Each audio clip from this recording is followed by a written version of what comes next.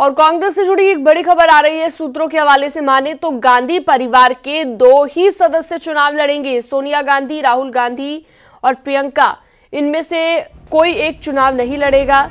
ये बताया जा रहा है कि राहुल गांधी ने परिवार के 3 सदस्यों का चुनाव लड़ने को गलत माना है और इस पर यूपी में भारत जोड़ो न्याय यात्रा गुजरने के बाद हाई लेवल पर मंथन के बाद फैसला किया जाएगा। तो ये बड़ी जानकारी कांग्रेस को लेकर मिल रही है सूत्रों के हवाले से कि गांधी परिवार के 2 ही सदस्य इस बार चुनाव लड़ेंगे।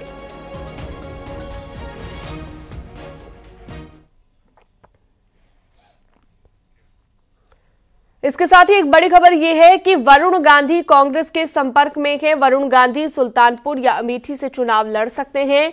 निर्दलीय लड़ने पर वरुण गांधी को कांग्रेस समर्थन दे सकती है और इसको लेकर वरुण गांधी के नाम पर कांग्रेस में मंथन जारी है। तो ये बड़ी जानकारी सूत्रों के हवाले से कांग्रेस को लेकर माना जा रहा है कि वरुण निर्दलीय चुनाव अगर लड़ते हैं तो कांग्रेस समर्थन करेगी और कांग्रेस के संपर्क में है वरुण गांधी, ये जानकारी मिली।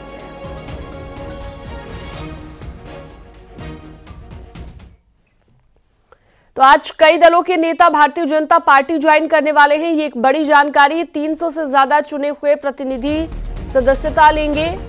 न्यायपालिका चेयरमैन, पंचायत अध्यक्ष सदस्यता लेंगे। ब्लॉक प्रमुख और जिला पंचायत सदस्य बीजेपी की सदस्यता ग्रहण करेंगे। बीजेपी के प्रदेश अध्यक्ष भूपेंद्र चौधरी पार्टी को ज्वाइन करवाएंगे और दोपहर 12 बजे दूसरे दल के नेताओं की ज्वाइनिंग होगी।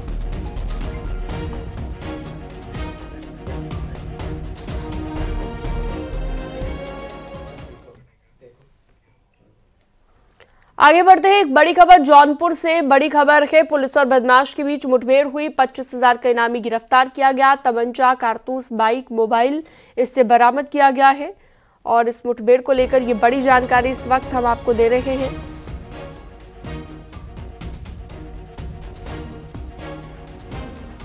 तो 25,000 का इनामी गिरफ्तार किया गया है जिसके पास से तमंचा, कारतूस, बाइक और मोबाइल बरामद किया गया।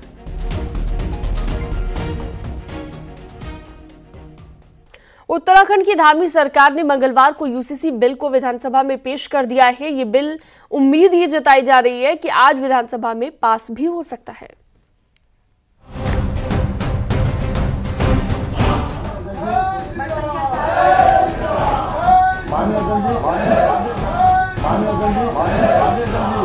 समान नागरिक संहिता उत्तराखंड विधेयक 2024 को प्रस्तावित करने हेतु सदन की अनुज्ञा चाहता हूँ। देवभूमि के लिए मंगलवार का दिन किसी ऐतिहासिक दिन से कम नहीं रहा। विधानसभा के पटल पर समान नागरिक संहिता यानी यूसीसी बिल पेश कर दिया गया। उत्तराखंड विधेयक 2024 को प्रस्तावित करने हेतु सदन की अनुज्ञा चाहता हूँ। आजादी के बाद इस बिल के पेश होते ही उत्तराखंड पहला राज्य बन गया। जब बिल को पेश किया जा रहा था तो उस वक्त उत्तराखंड सदन में बीजेपी विधायकों ने जय श्री राम के नारे लगाए।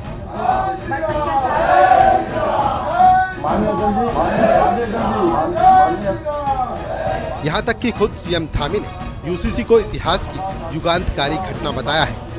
राज्य सरकार जल्द ही इस विधेयक को कानून का रूप देकर पूरे राज्य में लागू करने वाली है। माननीय अध्यक्ष जी, मैं आपकी अनुज्ञा से समान नागरिक संहिता उत्तराखंड विधेयक 2024 को प्रस्तावित करने हेतु सदन की अनुज्ञा चाहता हूँ। उत्तराखंड विधानसभा में बिल के पेश होते ही सियासत ने भी अपनी आवाज बुलंद कर ली। कांग्रेस का कहना है कि बिल पर चर्चा के लिए कम वक्त दिया जा रहा है, तो एसपी के सांसद भी इस बिल पर सवाल उठा रहे हैं। एसपी सांसद एसटी हसन का कहना है कि हम इस बिल को नहीं मानेंगे। इसकी क्या जरूरत है? क्या देश 76 सालों से नहीं चल रहा है? जिन हिदायत से किसी दूसरे को कोई नुकसान ना हो रहा हो, 75 साल से स्मूथली देश चल रहा है। मुस्लिम पर्सनल लॉज भी हैं, बाकी जो कानून है चाहे फौजदारी के हो तो सबके एक से ही हैं। बहुत से सिविल कानून भी सबके एक से हैं। हिंदू मुसलमान में कोई फर्क नहीं है। लेकिन जो पर्सनल लॉज हैं, मेरे अलग कस्टम्स हैं, आपके अलग कस्टम्स हैं, आदिवासियों के अलग रीति रिवाज हैं, आप क्या सबको खत्म कर देंगे? अभी बिल पेश हुआ है, कांग्रेस पार्टी उस बिल को पूरे गहन उसका अध्ययन करेगी, जो कि उससे पहले उसकी जानकारी कांग्रेस पार्टी को नहीं मिली है। तो कांग्रेस पार्टी के जो वहाँ नेता हैं उन्होंने कहा है कि हमें समय चाहिए और समय के बाद हम इस पर कहाँ कैसे टिप्पणी करनी है वो हम करेंगे। क्या सुझाव देना है वो हम सुझाव देंगे। धामी सरकार के इस फैसले के बाद बीजेपी खेमे में पूरी तरह से जश्न है। बीजेपी सांसदों और विधायकों का कहना है कि कानून से किसी को ऐतराज नहीं होना चाहिए। कांग्रेस के लोग जिम्मेदारियों से भागना चाहते हैं। यूसीसी के लिए उत्तराखंड ने पहल की है, उत्तराखंड इसको लेकर के आ रहा है, तो मैं अपने संकल्प के धनी यशस्वी मुख्यमंत्री श्री पुष्कर सिंह धामी जी को बहुत धन्यवाद देता हूं कि उन्होंने ऐसे मुद्दों पर जो देश के लिए बहुत आवश्यक मुद्दे थे हमेशा पहल की है, चाहे वो नकल विरोधी कानून हो, धर्मांतरण का कानून हो और ये फिर ये यूसीसी हो।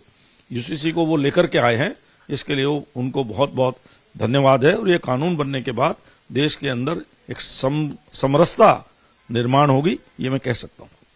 इनफैक्ट कांग्रेस पार्टी और विपक्ष के मित्र सच्चाई यह है कि वो जिम्मेदारियों से भागना चाहते हैं। वो परोक्ष रूप से यूसीसी का विरोध कर रहे हैं, यूसीसी नहीं चाहते। ठीक उसी प्रकार से जिस प्रकार से सर्वोच्च अदालत ने, सुप्रीम कोर्ट ऑफ इंडिया ने 1985 में शाहबानो केस में मुस्लिम महिलाओं के अधिकारों को संरक्षण देने का काम किया था।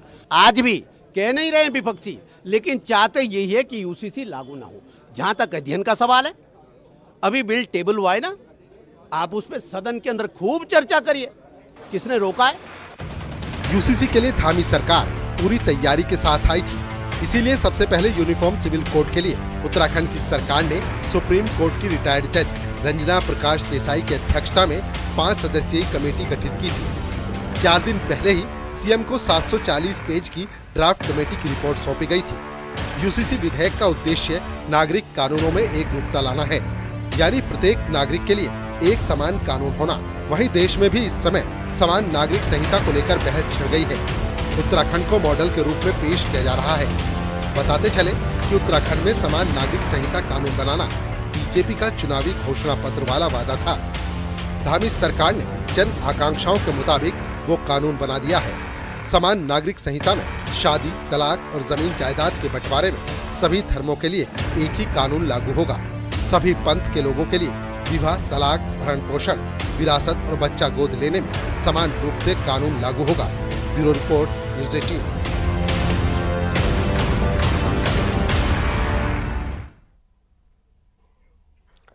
और बड़ी खबर उन्नाव से 2 बाइक की आमने सामने की टक्कर हुई है। हादसे में एक शख्स की मौत हो गई है, एक घायल हुआ है। ये बड़ी जानकारी इस वक्त हम आपको दे रहे हैं। हादसे में एक शख्स की मौत हो गई है, एक घायल हुआ है।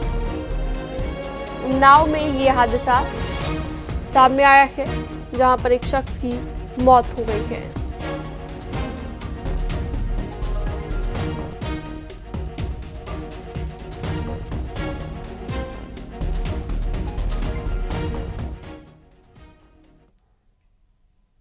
बरेली पुलिस ने फर्जी वायुसेना ऑफिसर को गिरफ्तार कर लिया है। इज्जतनगर थाना पुलिस ने नैनीताल रोड एयरफोर्स स्टेशन के गेट के बाहर से गिरफ्तारी की है। पूछताछ में आरोपी ने अपना नाम इंदर कुमार माली बताया। आरोपी बलिया का रहने वाला है। गिरफ्तारी के वक्त आरोपी वायुसेना के फ्लाइट लेफ्टिनेंट की वर्दी पहने हुए था। इंदर कुमार के पास से आईडी कार्ड और कई फर्जी कागजात भी बरामद किए गए हैं। आरोपी नौकरी लगवाने के नाम पर वसूली किया करता था। लोगों को दिखाने के लिए फर्जी वर्दी पहनकर पहुंचा हुआ था। एयरफोर्स के अधिकारी मौके पर पहुंचे और तत्काल उन्होंने पुलिस को भी सूचना दी। सूचना पाकर तत्काल बैरियर पंचौकी प्रभारी थाना इज्जतनगर पहुंचे महमराई फोर्स के और उसे पकड़ा गया। पूछताछ के दौरान स्पष्ट हुआ कि उसके पास कई आधार कार्ड जो कि डिफरेंट पतों पर बने हुए हैं एवं फ्लाइट लेफ्टिनेंट का आई कार्ड भी मौजूद है। डस्टर गाड़ी भी उसके पास से मिली है जिस पर भी एयरफोर्स का लोगो लगा है। पूछताछ से स्पष्ट हुआ कि ये 3 वर्षों से करीब इस तरीके का आई कार्ड बनाकर और वर्दी खरीदकर लोगों से ठगी करने का कार्य कर रहा है। और वक्त एक छोटे से ब्रेक का है, जल्द लौटते हैं कुछ और खबरों के साथ।